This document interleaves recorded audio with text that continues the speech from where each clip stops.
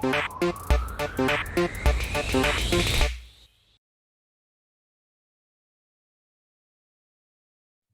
everyone, welcome to another episode of Genesis Block. Today we're going to talk about, in this bear market, about one of the areas of Web3 that has captured our attention over the last couple of months. And, it's been in our lives ever since Mark Zuckerberg decided to start the Facebook in 2004. Social media has been an inescapable part of human life since then. And obviously, Web3, with its tentacles, tries to touch every single aspect of every industry that we interact with on a daily basis. And social media is no different. And it's arguable that social media is actually ripe for disruption. Um, Given all of the problems that have emanated over the advertising based model over the last 10 years, the Cambridge Analytica scandal, the lack of trust, censorship, so many issues, the spam, bots, scheming, yeah, on these platforms, Instagram, Facebook, just not being up to scratch. And the introduction of so many different types of platforms like TikTok, etc., have also captured the sway of billions of people across the globe. So it's no surprise that DeFi protocols are also trying to tackle this market. And Yash today has a great explanation and deep dive into the world of decentralized social media. And Yash, I'll let you take it from here and go on. Right. So I mean, traditionally, actually not traditionally, what we've seen so far in the crypto space has mainly affected the financial sector, right? Because it was the most obvious use case of blockchain technology, where instead of having a middleman like a bank authenticate transactions or verify identity, you now like send all of that processing to a blockchain which automates it and does it for a much lower fee, and it's completely trustless and open for everyone to see. So that was the most obvious use case of blockchain technology, which is why we saw DeFi apps proliferate way quicker than anything else in the space. But if you look at social media companies traditionally, they are in a way very similar to banks because they're centralized institutions, very opaque. You have no idea what they are doing with the assets they own. So for a bank, the assets they own is basically your money. For a social media company, the assets they own, which is very valuable, is the user data. And that data is very valuable because they sell that data to advertisement companies who then know who to advertise to best. And it becomes a really terrible feedback loop in a way because users data is being used by social media companies who sell it to ad companies who then advertise to these users. So the social media company needs to ensure that you are on their platform and used, and all of your attention, as much of your attention as possible, is on these platforms, which is what makes it so useful and valuable to people who want to market to you, right? And that relationship itself is very, very detrimental to both producers or creators as well as the consumers, because producers get a very low take rate. Most of it is taken up by the social media company for not doing as much. They're not accruing, they're not creating as much value as they're accruing, while at the same time the users are constantly bombarded. They're stuck in this kind of feedback loop of information which the algorithm or whatever thinks is useful information to this person, but they kind of just get siloed into like a stream of information or news feeds that they'll never really be able to break out of, because that's what the algorithm has decided is that you would give most of your attention to and engage the most with. So Web3 social media companies or Web3 social media protocols kind of want to break that system entirely and make the relationship between creators and users way more mutually beneficial, right? Instead of having a platform in the middle accruing all of the value while not creating as much value as they are accruing, right? So if we can summarize, the current ad-driven model, it kind of forms a walled garden around content created on these platforms. So there's no composability, and users are kind of stuck on the platform they use, and they can't take any all of the like an influencer, for example, can get millions of followers on Instagram, but they can't take those followers onto another platform or can't use whatever they've created on Instagram on another platform, because Instagram owns that, right? Which is kind of crazy, because it should be the creator who is in complete control of whatever they have created, and they should be benefiting the most from their creations and not some intermediary platform, right? Because it doesn't take that much to create a platform. It just takes a few coders and the platform is online. And then they're just accruing value, at a crazy scale, just because of the network effects created by the platform. So users and creators are stuck in this really, really negative loop, which has accrued value over the last decade only to these big tech companies, right? So Yeah, is it's there the anything you same. want to add to that? Yeah, it's the same story. I mean, across the entirety of Web 2. I mean, obviously, Facebook is top of mind because of the way that, for about 10 years or 12 years until, the whole 2016 election in the US happened and then the Cambridge Analytica scandal happened, Facebook was a media darling, actually, because of the way that it captured uh, people's eyeballs, because of the way it did provide a great social service in connecting so many people across the world. That's undeniable, right? But then the way it decided to monetize was where it maybe lost its path a little bit. And what Jack Dorsey has said as well is that, one of the greatest regrets that he has in his time at Twitter is how they didn't actually, and they weren't able to create a decentralized form of Twitter. And you can see Twitter now. Twitter is basically it's not doing very well, is it? It's Yeah. they've not had any great product features over the last few years. They're always seeming to play catch up, but it's obviously always in the news because, like Elon Musk says, it's the world's town hall. Or town square, and it's where people just say what they want to do. So what they want to say. So it is a good public service, but the way it's monetized, the way the algorithm works, the way everything is so opaque and hidden, and the way that it warps people's minds into looking for and reading and consuming and watching very specific type of similar content. It doesn't it doesn't allow people to grow. It doesn't allow people to expand their horizons, and all of that is very detrimental to you know it's very detrimental to humans at a very basic level.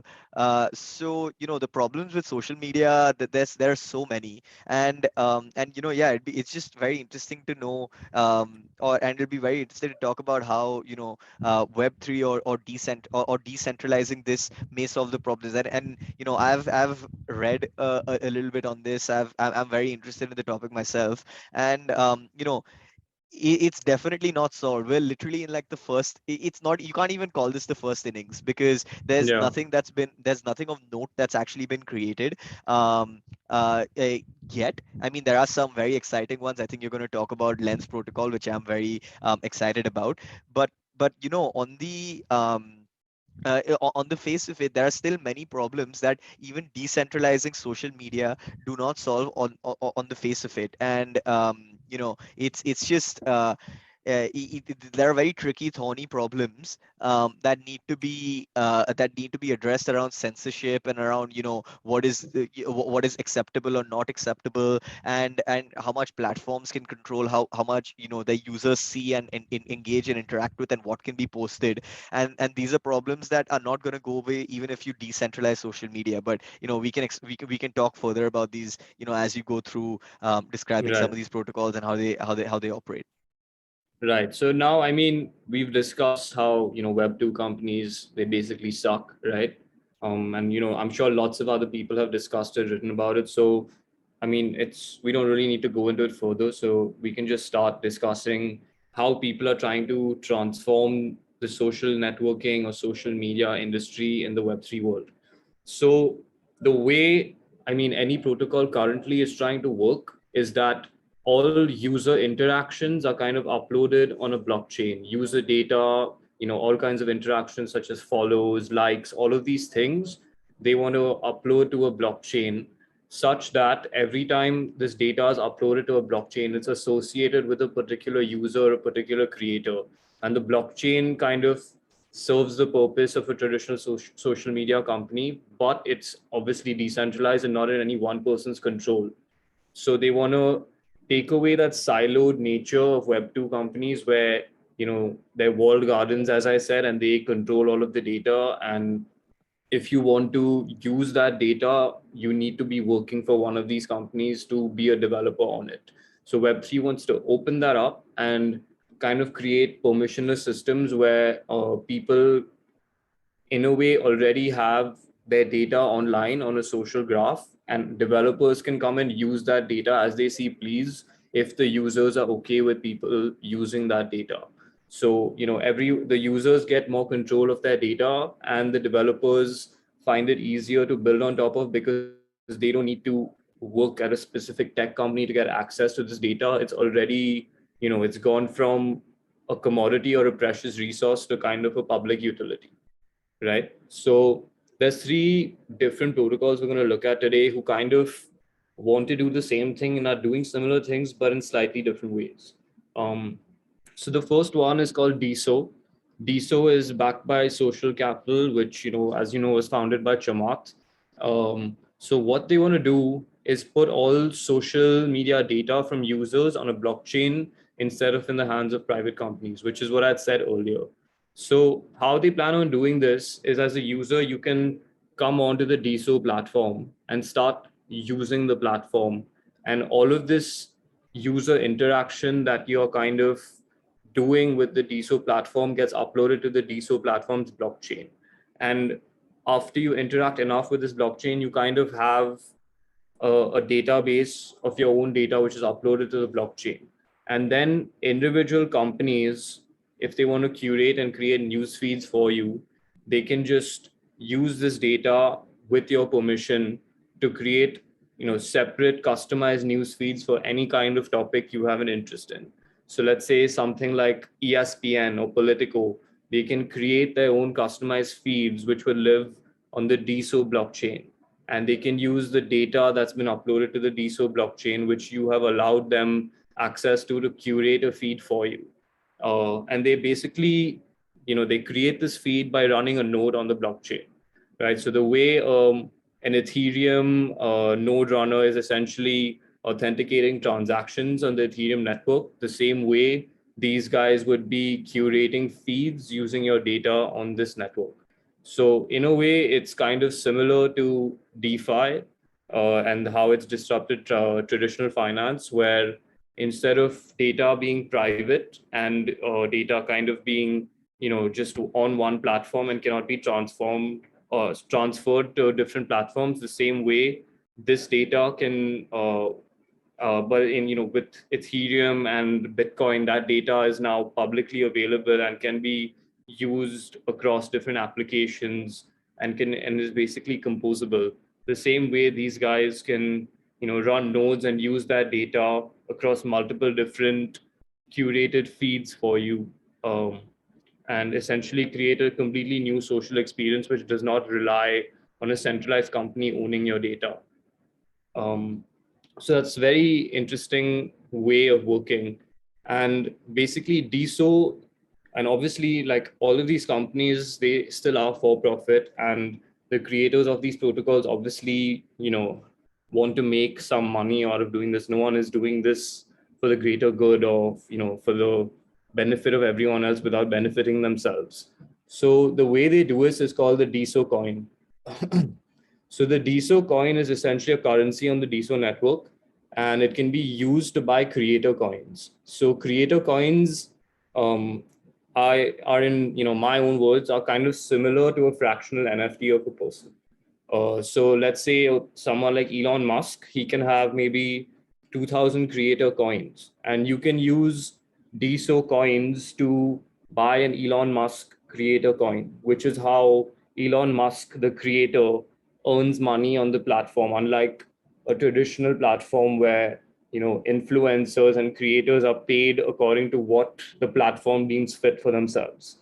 Here, it's the user who is using this coin to kind of bet on or get access to services or, different things curated by a particular influencer, just using this currency on this blockchain network.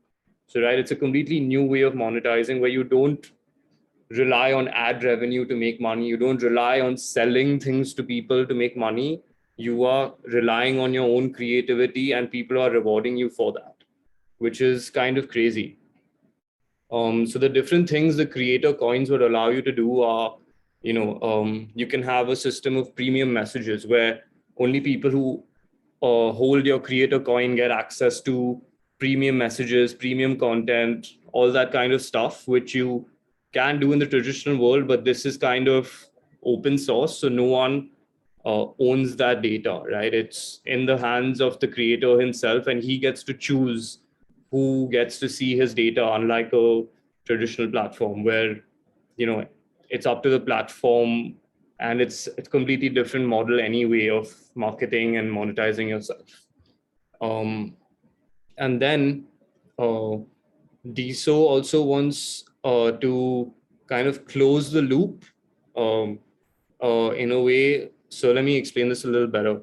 So creator coins are a major DSO uh, power, such that they basically allow creators to also create NFTs, and these NFTs can be sold and sold again on a secondary market, and the creator can charge a royalty on those NFTs that they're selling of whatever they want to sell, whatever content they're creating, and in that way, um, if people are betting on the creator, they get access to the NFT royalties as well. So if the creators social value increases, the creator's coin value will increase, which will increase the value of the NFTs the creator is creating. And it's helping benefit him and his loyal group of followers who are betting on him. And it's the first time where, users and creators are both mutually benefiting from the creator doing well, which is a completely new paradigm, and kind of closing this loop of how to monetize without selling someone something.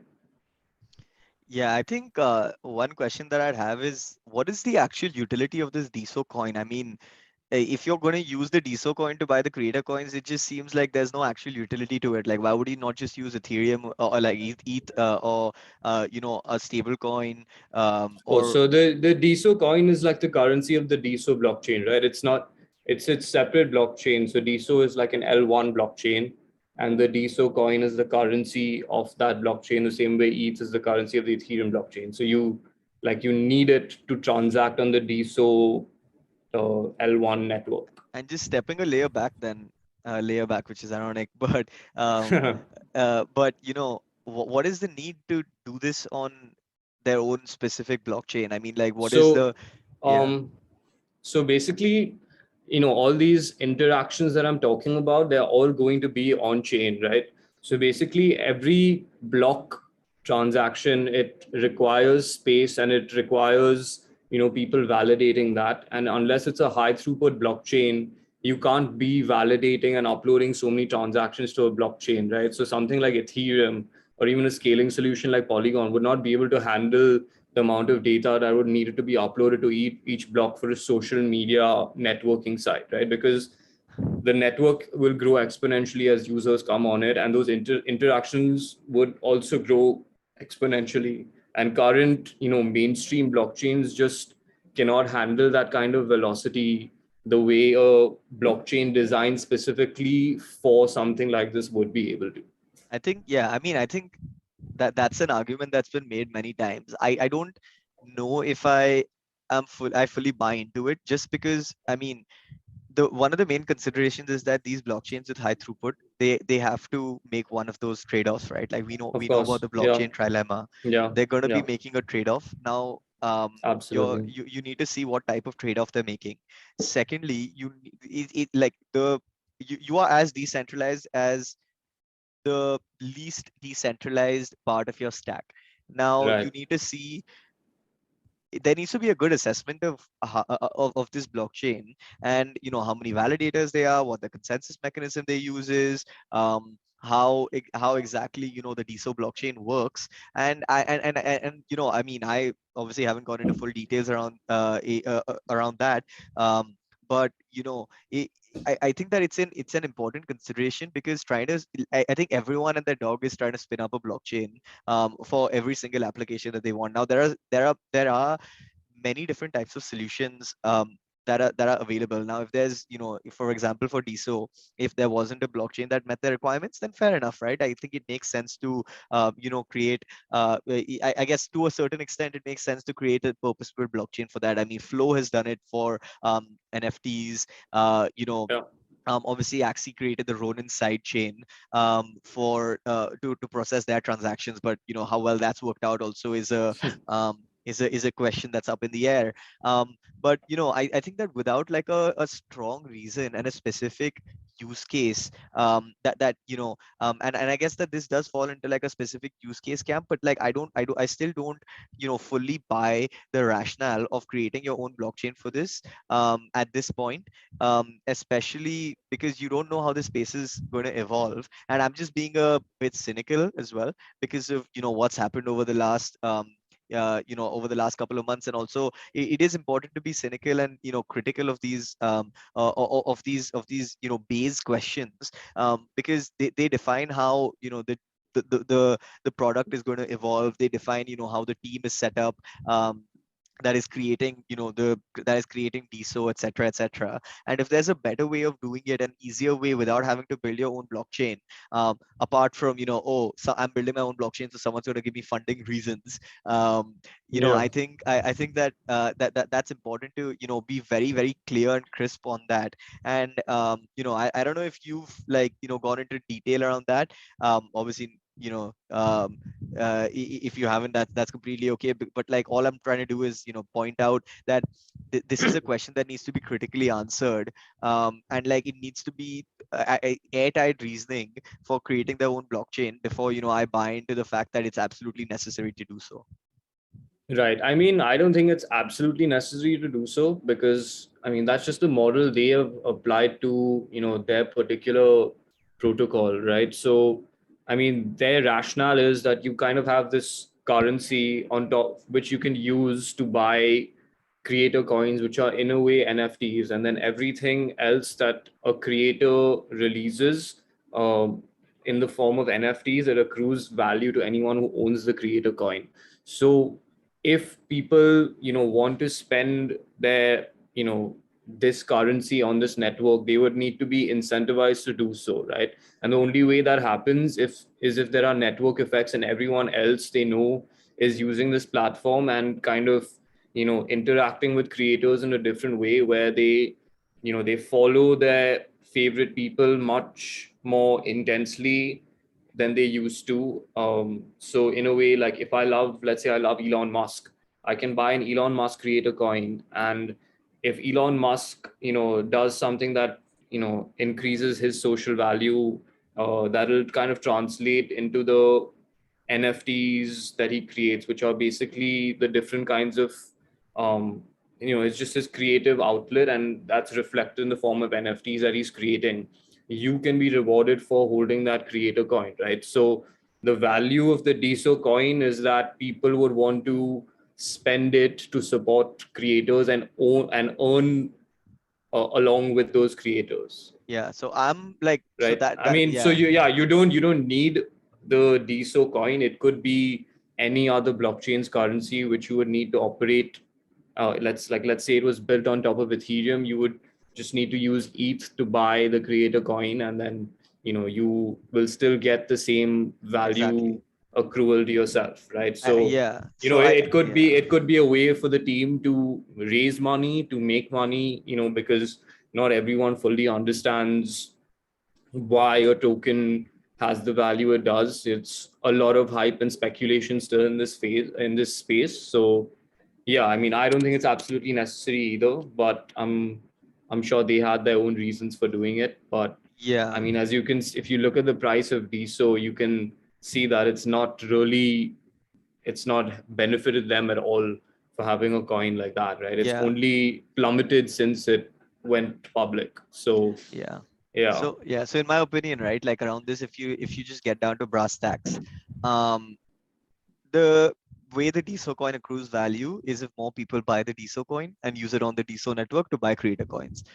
So and I see no other value in that. So, and I'm not saying that, the Ponzi-nomics aspect of it is, and I'm not using the term in a bad way or anything, because Ponzi-nomics is essentially the same as network effects. You try to get network effects, but Yep. network effects in this case can also be mercenary. And if people stop using the DSO coin, there's actually like no value that will accrue to it, and network effects can flee as well. So, Absolutely.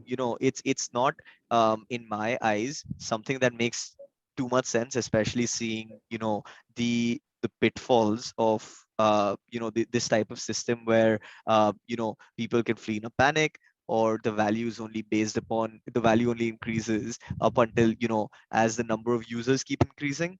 And that's a very unstable way to accrue value to a token, or to a coin. So Yeah, I mean, absolutely. yeah, this isn't like meant to be a, takedown of like the DSO Yeah. coin or whatever. It's just my opinion on, like, the protocol itself changes, and it shifts a little bit because of the way that they have constructed it with this token potentially. And it leads me to be a little more critical and question the decisions that the team has made, because I don't see you know a value in the token actually being there, right? I completely see a value in the creator tokens, in the creator coins, because that's exactly how creators accrue value to themselves, by essentially making themselves and the revenues that they earn more liquid. That's basically what they're doing. Yep. Um and and, and I completely get that, right? And if you created a token standard for that, and okay, everyone can easily spin up their own creator tokens, that's great. If everyone can use whatever stable coins, ETH, whatever, to buy those creator tokens, that'll open up DSO actually to a lot more people, because then that reduces the friction of having to go and like, oh, I'm going to buy this token, and it might reduce in value. And I might just have like, dust of DSO token in my wallet, and like, what am I doing Yeah. with it? I'm not doing anything with it at all. So you're buying Right. DSO to sell it, or to like essentially convert it into creator tokens. There's like there's like a fundamental mismatch there for me, and Yeah. that I don't fully get. And yeah, like it's not Yeah, I mean, some yeah. there's always going to be selling pressure, right? And also, the problem with them, I think, is they've not incentivized people to hold on to the DSO token. And these incentives can be liquidity mining, staking yields, whatever. They've not done any of that. And Yeah, even though those, I know those are unsustainable ways of keeping liquidity in a system, it still attracts liquidity to begin with, right? So if they yeah, were able to attract that liquidity and create those network effects, then it could be considered a good strategy. But since they've not done that, I mean, if I'm only going to buy it and then sell it, there's no incentive to ever hold it, is there? exactly. But So, yeah, anyway, sorry. and at the same Yeah. the same time, that leads me to my next point, which is that Web2 platforms, what they had going for them was that they were always free to use, right? Mhm. That's what attracted users to the platform, and that's what helped them create exponential network effects really quickly. Is that everyone could use this platform for free, and if one person uses it for free and they tell their friend it's free to use, eventually that grows exponentially. And Web2 companies have made taken full advantage of this, right? They first attracted users and people started using it really, really frequently, and they kept all of that data. And over time, they've gone from attracting to extracting, as A16Z put it really well in their presentation about Web3.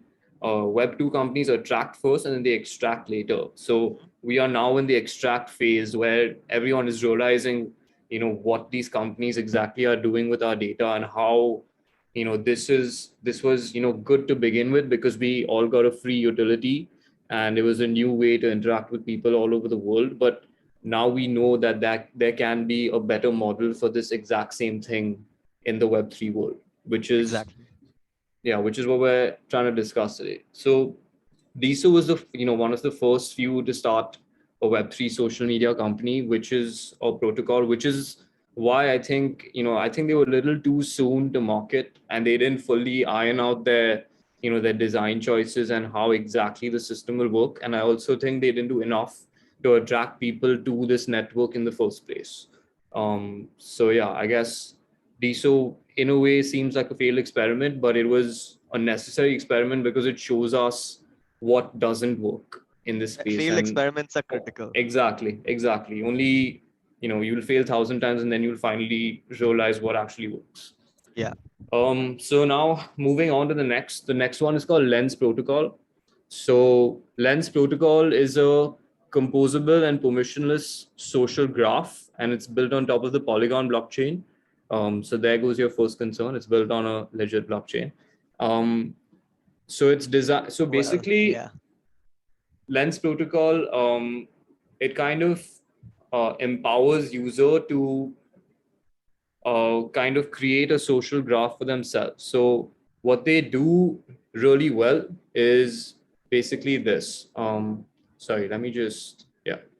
So it works by making everything you do on the platform an NFT essentially, which you own. So the way they do it is, first they have something called a user profile, like pretty normal, same as Web 2. Your user profile is an NFT. So, and every user profile as an NFT can create publications, which are basically posts, like a normal Instagram post, comments, which, as you know, just comments, and mirrors, which is basically like a share or a retweet. And all of these things as well are kind of NFTs within your follow NFT. So every single interaction you have is kind of composed of just these different NFTs. And all these different NFTs put together is your social graph. And this social graph can be created for anyone. And then essentially, developers get access to this social graph if you decide to give them access to the social graph. And they can start using these different social graphs to build applications on top of them. So the data has now become public and has become a utility, and it's not become something that's kind of like a very precious resource, which is how it currently is today. um, so yeah, if you want to elaborate on that, since you read a little bit about Lens Protocol, you can continue. Yeah, I think Lens is very interesting, and Lens is it's founded by the team behind Aave. It's founded by Stani Yeah, Kulechov, and exactly. so they definitely have clout. I mean, Aave is one of the best run, arguably the best run DeFi protocol there is. I guess you could compare to something like Curve and the team that's behind Curve as well. Yeah. But Aave is it's gold standard, right? So and I've actually used Lens myself. I've got a profile on Lens. I think it's very cool. And like what developers have done is taken the underlying Lens infrastructure and built apps on top of it. So they've built social media dApps. Right. So you can essentially have a composable social graph um, that is portable across these different your data is portable across these different apps. And I think that's a very cool aspect of it. Like one of the things around that I always question, and that's one of the biggest pain points of Web3 as it is right now for me. And like I keep on saying, we're in the early stages, and it is very true, right? Looking at some of these experiences, looking at some of the user experience, the UI, all of those kinds of things. Lens's UI is very pretty. It's very nice. It's very Yep. welcoming. So I really do like that. But the user experience in terms of everything is an NFT, for example, or everything is a comment. Comment is an NFT, a like is an NFT. This is an NFT, that's an NFT. Like that's great. And like that's it's great that they've pointed it out and like made it like that. And it allows your data to be a lot more composable. But as an end user, I think that the true unlock will be when all of this stuff is just abstracted. And like for example, Exactly. if I have like a Lens wallet or something like that, I'm just spitballing here, but I have a list of I have a collection of all the NFT likes that I have, all of that kind of stuff. And the way I interact with these apps, and if I like something, or if I share something, if I publish something and people like it, if there's an easy way to understand the benefit that has for me, and an easy way in which I can understand uh, what the true value of all of these things being NFTs, as an end user are. Then it'll be a lot closer, to what the end system, or the what the end solution would look like, right? What the end game actually is. And the end game, what you kind of have to put yourself up against what you're competing against, and you're competing against the web 2 giants who are not constrained by any of these things around data and like all of these kinds of things. And we have to kind of move away from trying to replicate that, but you have to create an entirely new social media experience for the Yeah. user to be able to incentivize them to use this platform, right? Right. Because most people, let's be real, right? Like most people don't really care that they care to a certain extent about like the data that they're giving up, and like the amount of control that they have, etc., etc. And like, for example, I don't want to like get deplatformed from any social media platform.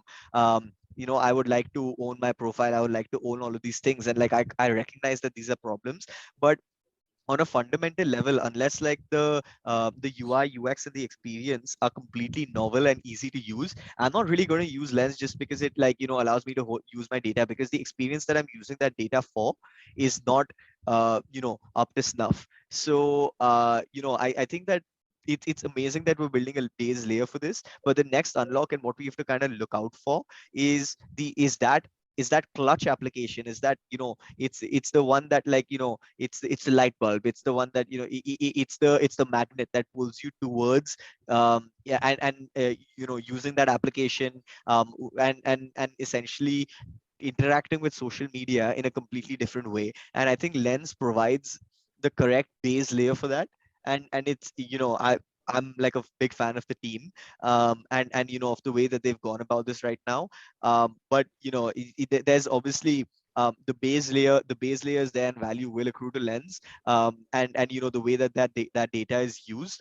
But the true value will and the true unlock of the space will be when there's an application created on top of Lens that actually grabs everyone's attention. So I think Right. that's my opinion on Lens, and on a lot of these decentralized social media protocols as well. Trying to replicate what's there in Web 2 is not going to get you anywhere, because you're not really creating a novel experience. You need to use you need to use the benefits of Web3 and crypto, and like the way that tokens are constructed, in order to be able to create unique experiences for the users on the platform. So maybe that's Right. through attracting creators who engage with their audiences in different ways. Maybe that's that maybe that'll happen when AR and VR are a lot more well established, and you can merge the ownership of data with like a completely new experience of interacting with people in a virtual world. Maybe it'll be then. But if I had come up with the idea, I would be Yeah, we working on wouldn't be that right doing this now. podcast, would Yeah, we? well, we wouldn't be doing this podcast right now. Yeah.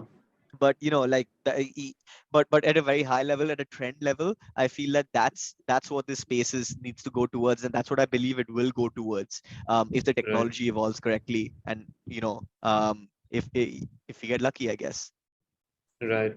So what you just said is kind of the perfect segue into our next protocol, which is peer.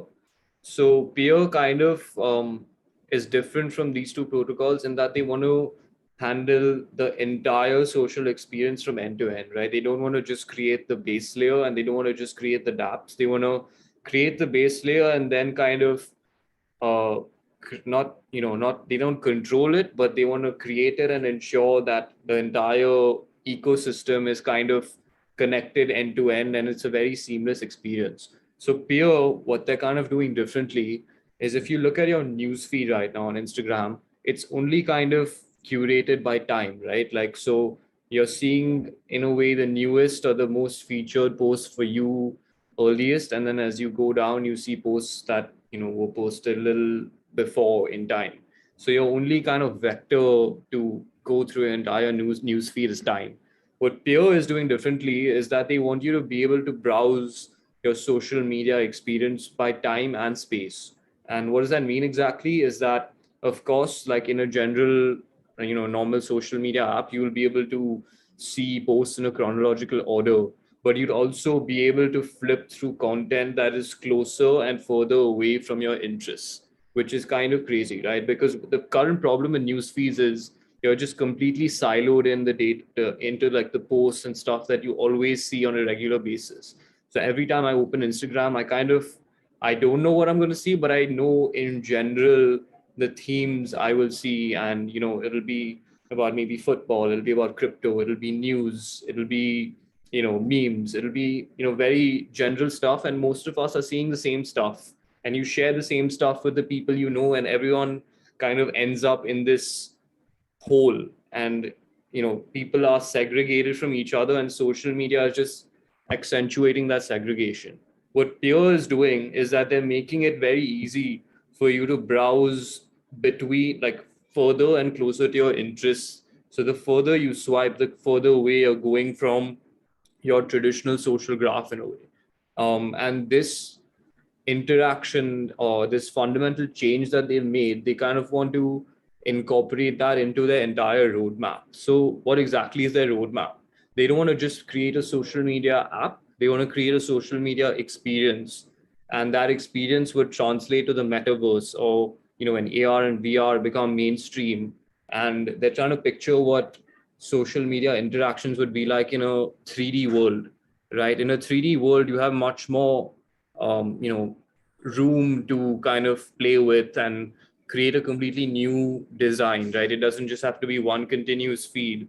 It can be a kind of a 3D feed where you can interact with stuff that's close to your interest and further away from your interests, and kind of ensures that you never get siloed in this one place, and ensures that you have access to a breadth of different types of topics that you might not agree with, but at least it kind of expands your thought process, your opinions. It ensures that people don't just start seeing the same stuff and get segregated from other people who are seeing different stuff. It ensures the openness of social networking, and kind of ensures that people will get to see an entire breadth of different stuff, and it's completely up to them if they want to, right? You can just keep swiping chronologically through your most favored interests, but you also have the choice to not do that, which you don't get with a traditional social media app. So that's one part, and that will translate to the entire roadmap. Because so first they want to obviously release a social media app that's slated for later this year. Then they want to create a like a marketplace where people can buy and sell, and it can be anything. It can be actual goods. It can be user data. It can be something a creator has created. It can be an NFT. It can be all these types of different things, and they want to kind of take that whole NFT and experience that crypto created onto a social networking site, which has kind of not been done before. Because right now there are only NFT marketplaces, but there aren't NFTs integrated into a social media or social networking site, which would be a very different way to discover and sell NFTs if there's someone on the other side kind of showing those different things to you. Then they want to create hardware itself. They want to create AR goggles and VR goggles, and these hardware products would also be designed in such a way where the experience you're seeing on your smartphone currently on the Peer app will translate to a 3D experience in VR and AR, where again time and space kind of become vectors, and you can explore in this 3D environment interests that are close and further away from your core interests, which is really cool. And they kind of want to make an end-to-end hardware and software company to create a very wholesome social media experience, which I think is completely different from what anyone's done in the 2010s. It's kind of the perfect, seems like the perfect business model or whatever for the 2020s, and kind of integrating all these futuristic technologies into one social networking experience, which is pretty crazy. So I think that the idea is very cool. Um, One of the things is that I think the roadmap is extremely optimistic in the sense Oh, that extremely, no I mean doubt. I think that it's honestly like they're just like getting great ideas and putting them onto paper, which is fine. Yeah. It remains to be seen like the I wouldn't I mean, it's still so new, so I can't really like say anything good or bad about the execution, because they're really, I don't know if there's been much yet, right? But I think that obviously No, the biggest risk and the most obvious risk is execution, because it's very difficult to build VR and AR goggles that absolutely. the hardware is not there. The if you read, for example, and we get into this whole metaverse topic, if you read um this set of blog posts. I forgot the name of the person who wrote them actually. Give me one second. I'll find it.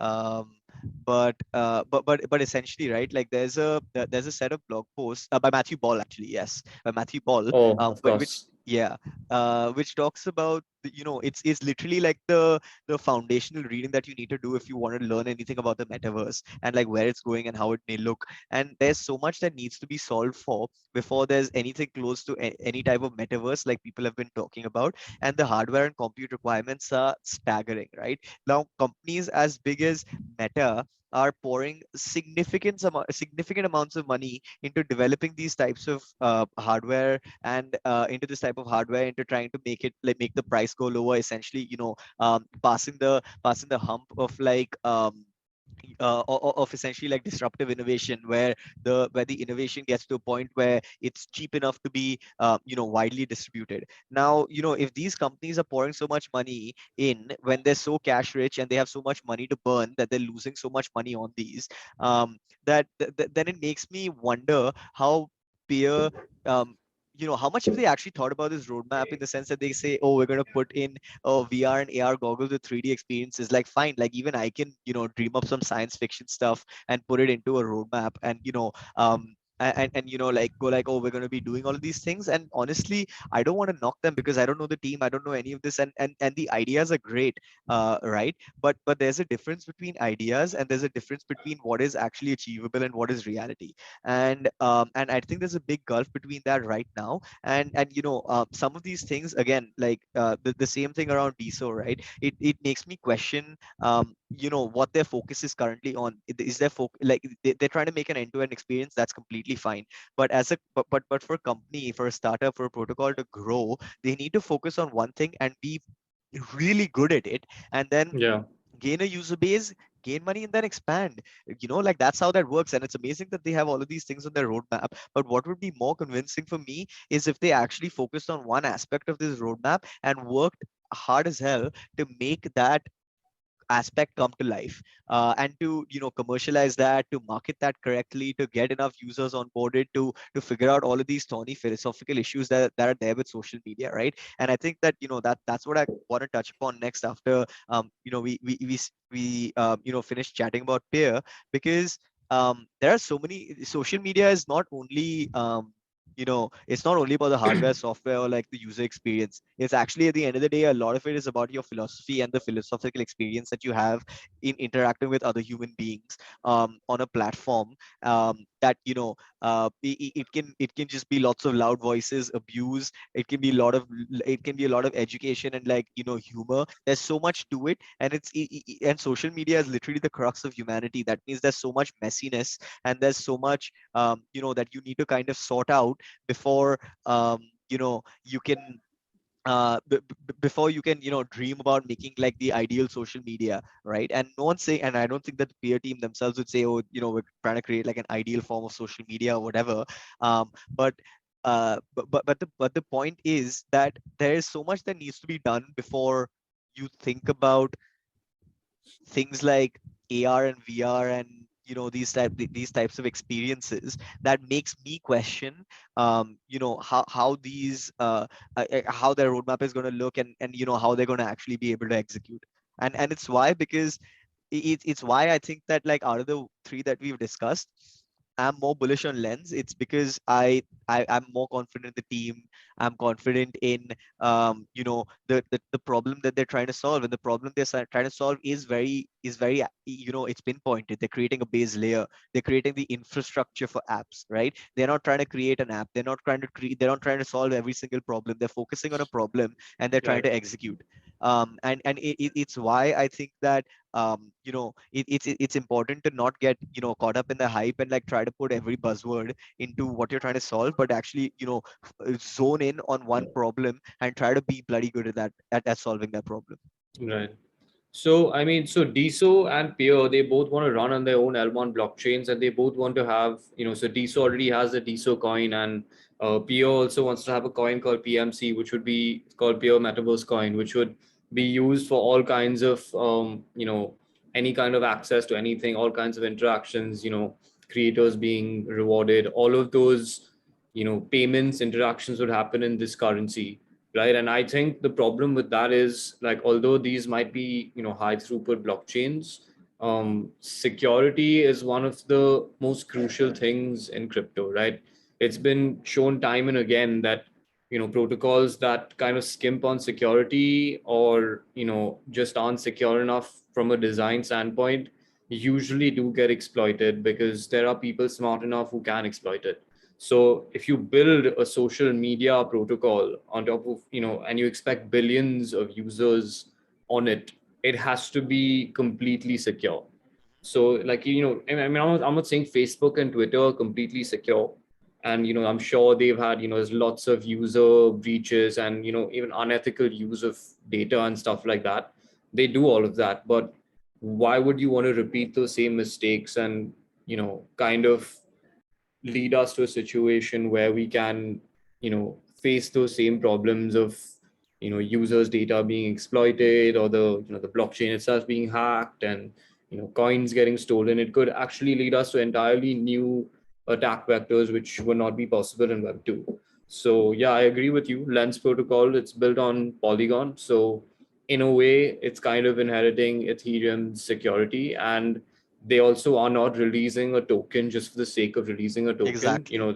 It's part of the discussion, but I feel like that would just be a way to decentralize the network. It wouldn't be a token which would be used for things like transactions. It would be more of a governance token, used to govern the system itself. So that itself tells me that the team is more interested in creating something useful than actually monetizing what they're creating, which is what I think DSO and Peer are kind of doing.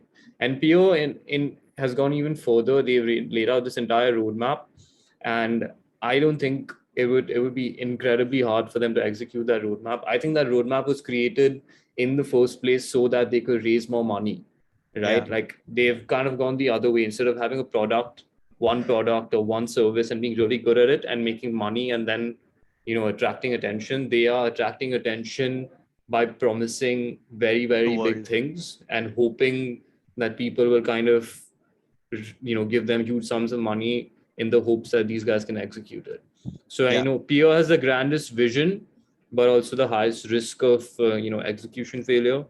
Lens is, it's a social media protocol primitive, so it's not promising the world. It's promising one specific thing, which is user social graphs on top of which applications can be built. And they also don't have a token unnecessarily. And I think DSO at this point, it was like one of the first. And I respect them for trying to innovate in this space, but I don't think they are the right design choices to begin with.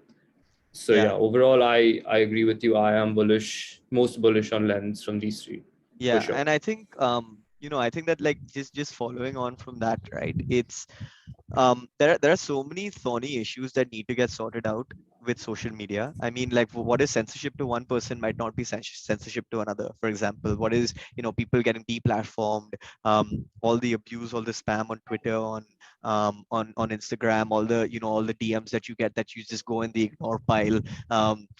Like there's so much of that goes on in social media. And like I don't think that it's at this point, like you're going to try a billion times and fail. And the protocols that are trying to specifically solve for those kinds of things, they aren't the ones that are going to capture my attention, because because the value in my eyes, accrues to the infrastructure layer in this case. The infrastructure layer is something like, where I'm not saying that it's Lens necessarily. Lens is the first. It might be, the first of many. There are many iterations that might happen. Yep. There are many different kind of, there's improvements that might happen over Lens and the way it operates and the abstraction that it can offer to end consumers. But at the end of the day, I think that what is critical for decentralized social media is two things: data portability and data ownership. And as long as you offer users the ability to port their data from all across, from as long as you allow users to port their data from one app to another, and you as long as you allow them to control their profiles, um, what that will offer people is the ability to move from different kinds of experiences. What maybe people want to be in their own echo chambers and they can move from one echo chamber to another. Maybe people want to, like, be 75% echo chamber, 25%, oh, I'm going to explore the world, or or move from experience to experience, that these apps that are built on top of the infrastructure layer can offer. And some of these apps might offer a ton of censorship. Some of these apps might offer no censorship, and it's like some 4chan spin-off. Right. That all of these things, in my opinion, should be left up to users to decide. Now, if there are like, I'm obviously like in caveating that with the sense that if there's something illegal happening on these platforms, obviously, like, I'm not here trying to define what is legal or what is not legal, right? Like, what I'm if there's something that is legal and it's going on a platform, and people are using that platform, so be it, let them do it. If I don't like it, that's my problem. People can like what they want, people can do what they want, all of those kinds of things. So just to summarize that, the important aspect is the ability to move your data and move your and own your profile, and own basically your social media activity, and be able to indulge in different experiences that are tailored to me based upon my data in different dApps that are built on top of that data, that on top of that data layer. Absolutely. Right. So I mean, this also kind of leads into, what are the drawbacks and kind of the hurdles that need to be overcome when it comes to Web3 social media, right? Because these Web2 companies, like, yeah, sure, they're horrible with user data and privacy and things like that, but they definitely do make great products. And companies like that, when they accumulate resources, it's way easier to get stuff done in a corporate structure than it is in a decentralized way, right? It's kind of one of the sticking points of DAOs as well, because you know corporations by definition are made to make a profit, so they're always as lean and as efficient as they need to be. A protocol isn't the same because it's decentralized, and the kind of the corporate structure isn't really as well defined in a way. So that's one of the problems with that I see with Web3 social media. Another one is today's blockchains. To handle a social media app, they would really need to have a higher throughput than they currently do. But also at the same time, they would need to be very secure. So, I mean, for a Web3 social media company to be able to handle all those user interactions and transactions, but also be completely secure and ensuring that user data is not compromised or there's no kind of hacks. It would I don't think we're quite there yet in terms of a single blockchain. I can't really think of any one that would satisfy these needs for a social networking site or a protocol. So I mean, currently Lens is on Polygon, and for now they barely have any users, so the Polygon blockchain is more than enough.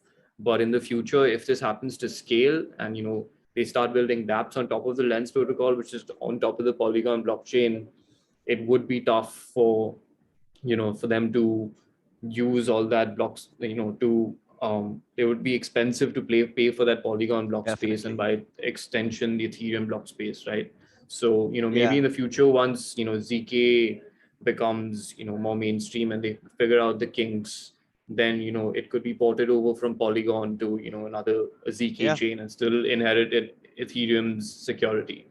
I think, yeah, I So mean, that's you're completely, yeah, completely yeah right about that that, right? Like, um just one thing about Polygon though, right? I mean, I don't want to like make this into like I don't want to drain this essentially, but like a very quick point is that again, like I said, you're as decentralized as the least decentralized part of your stack. Yeah, Um, the way Polygon works, I mean, like I don't know, like I don't know what it is, but there's not been a significant amount of attention on this. But Polygon doesn't have that many validators. yeah, it Polygon doesn't. is not very decentralized as a network or a platform or anything like that.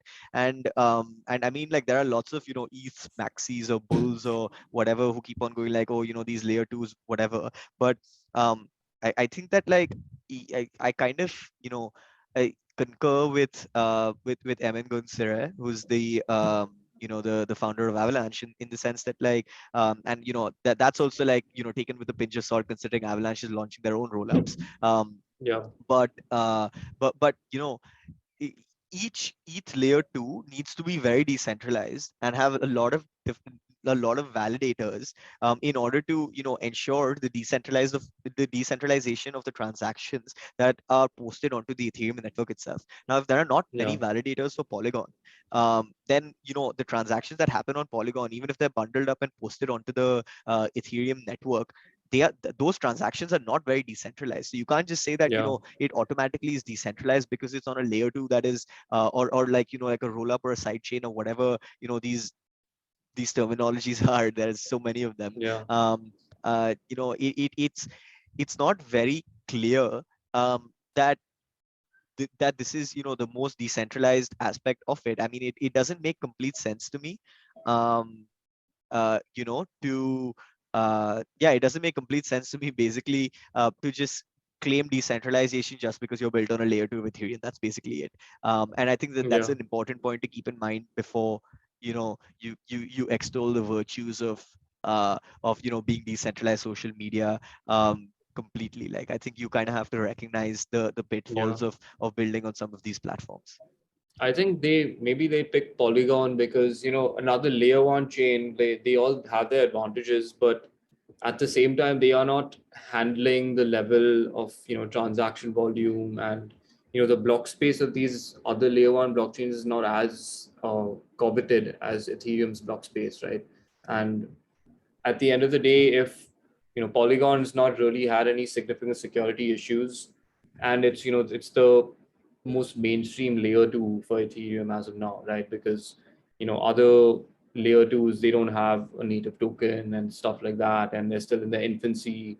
And the theory on optimistic and ZK rollups is not completely there yet. Yeah. Polygon, on the other hand, has been there for a long time, Mhm. which is why I think they probably chose Polygon over like an Evax or a Solana or something like that, because while those projects they have their own virtues, they also do have weaknesses as well, Yeah, right? Like and I mean there yeah, is no perfect layer one there's blockchain. If nothing there perfect, was, right? then Like Polygon is everyone doing a would be great using job. it. I mean, yeah, Yeah, Polygon's doing a great job. This is not a knock on Polygon, really. I mean, I think yeah, I'm a big fan of the founders. I'm a big fan of, the fact that India has been able to produce such an integral part of the crypto ecosystem, firstly. And I'm also, just a great fan of the way, like, just the way Polygon conduct themselves, the types of projects that they yeah. onboard, just the drive and intent behind the team. I think it's great. I mean, I like it's not really a knock on Polygon, but it's actually a knock on like the um, just the fact that you kind of have to look at the least decentralized stack, part of the Yeah. stack, and go from there. Absolutely. And one thing I forgot to mention about Lens is I think there is a synergy between RB and Lens, is because the biggest roadblock to DeFi currently is uncollateralized lending, right? Like the only way you can borrow money is if you post some collateral, and usually you have to over collateralize in Yeah. crypto because of volatility. So RB, I think, wants to use Lens to kind of help users create a online kind of on-chain reputation. Hmm. And they aren't sure exactly how they want to create that reputation score or whatever, but I'm assuming that Lens protocol would definitely help users build up a Social blockchain social credit. score, and Yeah. that can help because our Aave is like literally the biggest lending market on Ethereum. So Yeah. I if you think. have a Yeah. social score and they link it to Aave, then you can potentially start borrowing without posting complete collateral. And then, if you don't repay your loan, your social score gets affected, and that affects how much you can borrow in the future, and you probably have to borrow at a higher rate or something like that. So it makes a lot of sense, and I do see the synergy, and it's very interesting, and it's Yeah, definitely a definitely. space to keep an eye on. It's still, 100%. DeFi has evolved over time. It's become way more mainstream, and people have figured out how to kind of design and structure tokens and create the different protocols. I mean, it's better than it was, Better. 2 years Yeah, ago, right? 100%. There's definitely clarity now on what Yeah. is the right way to do things. And in the social media, Web3 social media space, there's like no one has, as of now, has any idea what is the best way to create a Web3 social network. Because even in the Web2 world, they created social networks, but clearly those social networks are far from perfect, right? So, Yeah. I mean, there's so many challenges in this space, and I think this space would require the most amount of innovation to succeed. Definitely. I completely agree. And honestly, like, yeah, the way the synergies between Aave and Lens are very cool. I think that the reputation angle, the identity angle, these are problems that, we've struggled with for ages. I mean, identity is it's such a tough nut to crack, right? And like having like a Absolutely. decentralized reputation score, that, I mean, the holy grail would be if you can't really fake it. But again, like, the holy grail is also something that's not very easily achievable and not Yeah. very easily discoverable. So, that's what you're aiming towards. You're aiming towards a replicable, fakeable, or digital identity reputation score that allow you to engage in so many things on the internet, that you haven't been able to today. So, I think that there's definitely such a big market for these things, and like that, it will drive resources to solve these problems. And I think that something like Lens, and like the way that the RV team has approached it is somewhere in the right direction. But again, like we're literally at like, V 0.2 or V Yeah. 0.1 of like these decentralized social media protocols, that yeah, like I think it's a complete, it's a complete shot in the dark. But I'm extremely excited to see how this space grows, because um over the last like 10 15 years of using social media, I think everyone is very well equipped to see the issues and what needs to be solved, and everyone Yeah. would really look forward to a much better experience. Absolutely. Um, Closing thoughts, I guess. One other problem I see is, how do you manage illegal content, right? In a Yeah. decentralized platform, who becomes the authority that decides, or how is this authority Hmm. created, that Yeah. decides Is what it a platform is allowed to stay and what platform needs to go. I mean, what content who's needs a to go off the benevolent platform. dictator, right? Yeah. So Like, maybe they, if they, I'm just completely spitballing, but assuming there's a social networking protocol and they create a token, that token in a way should be also be allowed to be used as a way to incentivize people to ensure that there are no bad actors. yeah, Maybe have some kind of uh, voting system, or like, so I don't know, something like that. But there needs to be some kind of mechanism to address that, because you know that it's still rampant currently on on current social media sites, where people post illegal content and it needs to constantly be removed and tracked by these companies. So there yeah. needs to be an inherent design choice that does not allow this to happen. But I mean, that is ridiculously tough to do, I know. But Yeah, I think yeah. like with respect to that topic, right? I think I'll go back to what I said earlier around the infrastructure layer allowing, the data to be ported, but these individual applications decide what is okay or what is not okay. I mean, like, and I there's guess, yeah. obviously a ceiling, and like that ceiling is basically illegal content, right? Like no one's going to be okay with anyone posting harmful videos or, live streaming attacks, or child pornography, or like or CSAM, or like terrible stuff like that. That's obviously the ceiling, right? Like you literally cannot do that on any of these platforms. Now I think that there will have to be some aspect of regulation in this, because if a lot of this data is stored on something like an Arweave or an IPFS, and it's immutable and not changeable, I mean, you cannot allow that to happen. You can't allow all of the data to be stored on chain, never to be destroyed, Yeah, because firstly, exactly. like the right to be forgotten is the right to be forgotten is an important consideration under EU law, for example, or in terms of like all this illegal content that I mentioned. None of that can Yeah, be allowed to stay on chain, right? So the people will have to come up with standards around the data that is allowed on chain, or whether you want all of this data to be on chain, or whether you just want identifiers or signifiers of that data to be on chain, right? So I think that these are some of the problems that are at the crux of what has to be solved. And I think that actually a lot of this should be solved. Some of this will be solved at an application by application layer, but I think some of it needs to be solved at the infrastructure layer as well. And I think delineating that is going to be very important in defining how the next age of social media looks like. yeah. I think one way this can be solved is if to access any kind of social media protocol, you are only somehow allowed to create one profile, which is Yeah, completely linked to your real identity. reputation. Because, yeah, if it's your reputation on the line, then you obviously have to, you can't be Exactly. posting illegal stuff because that hurts your reputation, obviously, right? Yeah, So, and there should be a way to incentivize people to increase their reputation, but not in a exactly. Black Mirror kind of way, just, to ensure that you kind of you need to have like a minimum reputation score, for example, or you'll be Definitely. deplatformed automatically, something like that. Yeah, 100%. And I think that that's what we're going to be aiming towards for sure. So yeah, Yeah.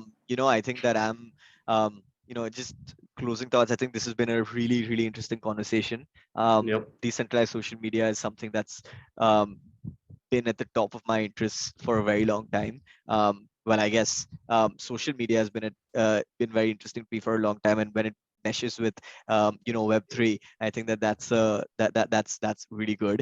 And yeah, it's been great chatting today. And Absolutely, man. hopefully you guys all enjoyed our discussion around decentralized social media. And yeah, please let us know what you think. Peace, guys. Enjoy. Cheers. Thanks. Bye.